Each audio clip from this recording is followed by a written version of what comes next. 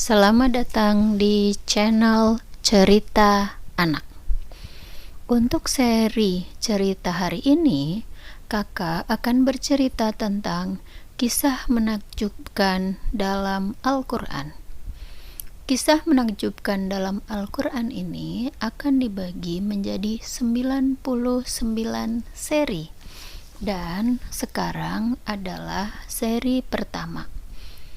Akan bercerita tentang pasukan gajah dan burung ababil. Cerita ini berdasarkan kisah Quran surat Al-Fil, surat yang ke-105, yang terdiri atas 5 ayat. Ayat 1 sampai dengan ayat 5. Peristiwa ini dimulai dari kisah Abrahah bin Al-Soba'ah pada tahun 571 Masehi. Abrahah adalah seorang gubernur di kerajaan Habasyah di negara Yaman.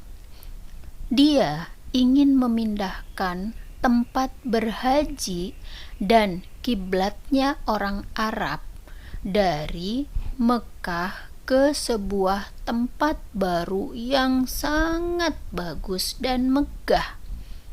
Dibangunlah suatu bangunan yang bernama Al-Qolis.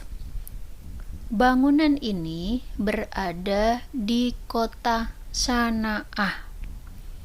Bangunan ini dipersembahkan kepada Raja Najasyi serta merupakan bukti kekuatan keinginan Abrahah agar orang-orang melupakan Ka'bah dan berpindah kiblatnya ke Al-Qolis.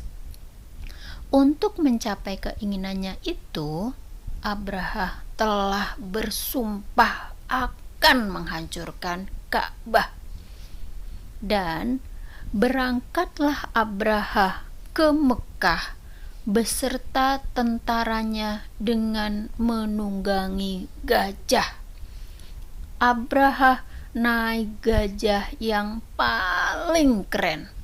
Gajah itu dihadiahi oleh Raja Najasyi karena Abrahah telah membuat bangunan yang indah Al-Qolis tadi.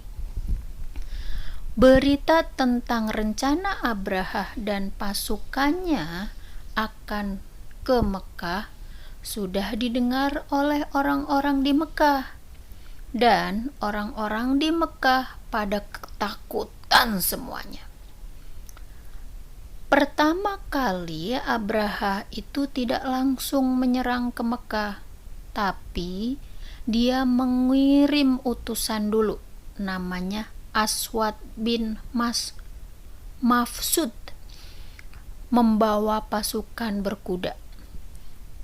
Aswad dan pasukannya pergi ke Mekah merampas harta kaum Quraisy. Jumlah mereka banyak dan kuat, dan membuat orang-orang Quraisy takut dan pasrah, sehingga menyerahkan apapun yang dimilikinya. Salah satu pemuka Quraisy yang bernama Abdul Muthalib bin Hashim memberikan 200 unta miliknya, dan dia sangat kesal dengan direbutnya unta itu. Kita tahu ya siapa Abdul Muthalib? Abdul Muthalib adalah kakek dari Muhammad Shallallahu Alaihi Wasallam. Aswad datang ke Mekah. Dia berbicara, "Wahai kaum Quraisy, kami datang bukan untuk menimbulkan peperangan dengan kalian. Kami datang hanya untuk satu tujuan, yaitu menghancurkan Ka'bah. Kalau kalian menghalangi kami, maka kami akan memerangi kalian, kata pemimpin pasukan, yang merupakan salah satu dari anak buah dari Abraha. Abdul Muthalib pun maju ke depan. Demi Allah, kami tidak akan menghalangi kalian karena kami tidak mempunyai kekuatan apapun untuk mempertahankan Baitullah.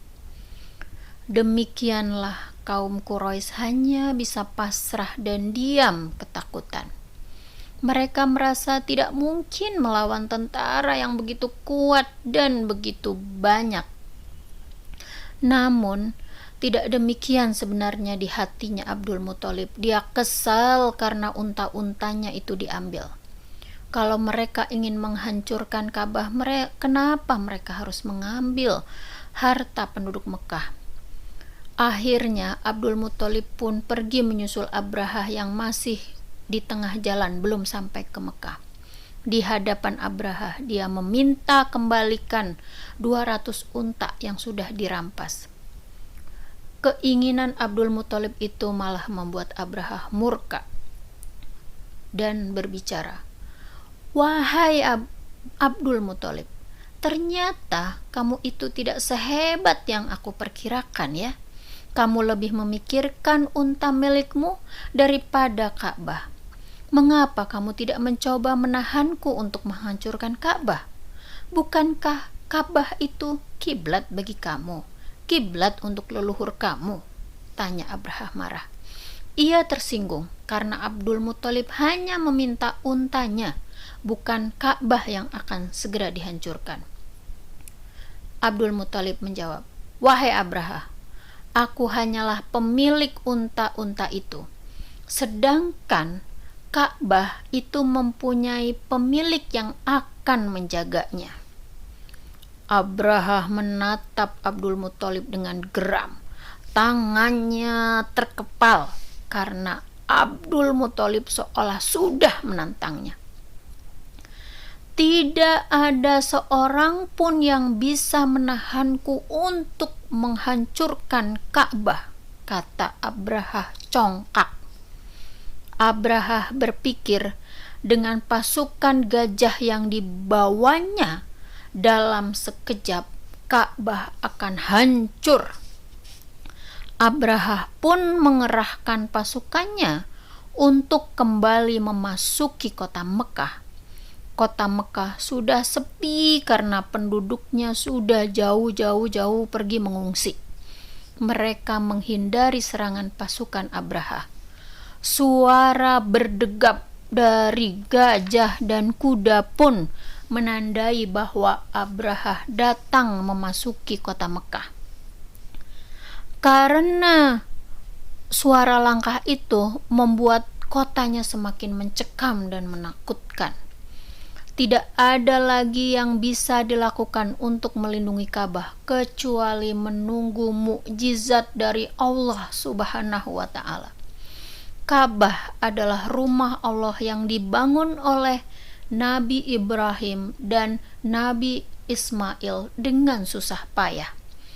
Allah Subhanahu wa Ta'ala tidak mengizinkan Abraha dan tentaranya untuk menyentuh Ka'bah. Tiba-tiba dari arah laut, sekawanan burung terbang menaungi dan berputar-putar di atas kota Mekah. Jumlahnya begitu banyak, sehingga ketika Abraha dan tentaranya mendongak ke atas langit, yang terlihat hanyalah kepakan burung-burung itu. Itulah burung ababil yang dikirimkan Allah Subhanahu wa Ta'ala dengan 3 buah batu pada kaki yang dicengkram dan yang mencengkram batu dan juga paruhnya. Jadi kakinya ada 2 megang batu dan di mulutnya juga ada batu. Batu-batu itu sangat panas. Ketika batu itu dijatuhkan dan menimpa pasukan Abraha, mereka menjerit kesakitan dan kepanasan karena batunya menyengat ke tulang mereka. Pasukan Gajah Abraha yang sudah berada di kota Mekah tidak bisa mengelak lagi, tidak bisa menyelamatkan diri lagi dari batu-batu panas yang dijatuhkan oleh burung ababil. Tanpa ampun, batu-batu itu menjatuhi pasukan Abraha. Batu-batu itu seolah-olah turun dari langit. Kemanapun pasukan Abraha lari, dijatuhilah dengan hujan batu panas itu. Maka satu persatu pasukan Abraha tewas bergelimpangan, hangus terbakar. Beberapa tentara yang belum terkena lontaran batu segera melarikan diri ke kota suci Mekah. Mereka mulai menyadari bahwa Ka'bah mempunyai pemilik yang akan melindunginya, yaitu Allah Subhanahu wa Ta'ala. Abraha tidak luput juga dari serangan batu yang dilontarkan oleh burung ababil.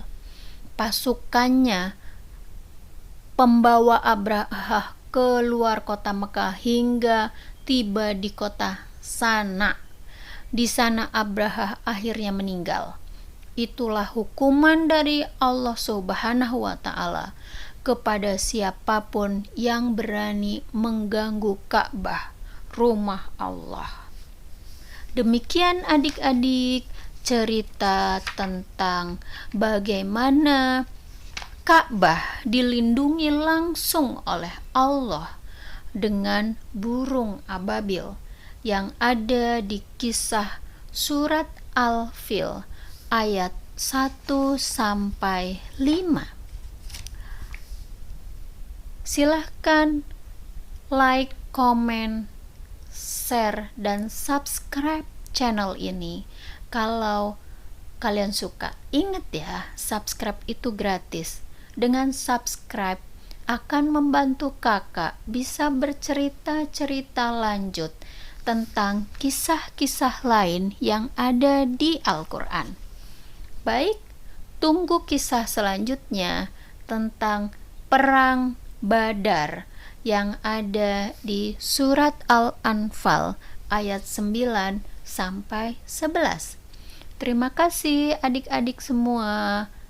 Ambil yang baik-baiknya dari kisah ini.